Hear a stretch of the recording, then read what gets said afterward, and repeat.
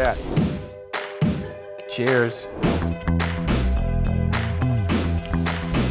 All right, keto snack number 2, cheese crisps. Cheese crisps.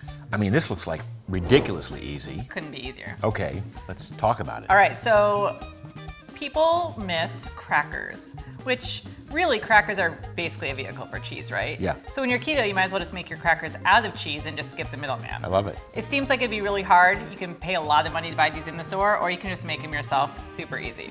So we have shredded cheddar, a pan, and a piece of parchment paper, and that's literally all you need.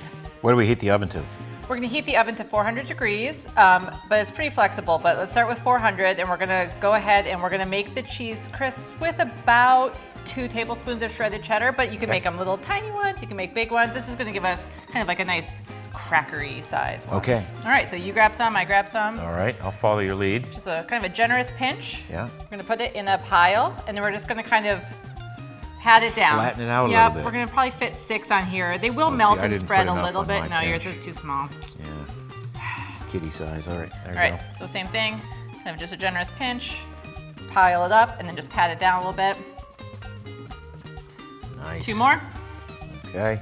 And so we're using just regular sharp cheddar. You can use Parmesan, you can use mild cheddar, you can use colby-jack. I like it with the finer shreds though, because it melts a little bit more evenly, a little bit more nicely, but you can experiment, you can mix up different kinds of cheese, but that's literally it. We're just gonna pop this in the 400 degree oven now. Okay, let's do it.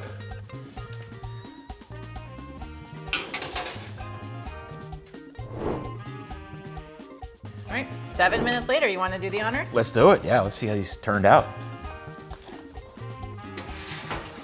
Oh, looking good. Gorgeous.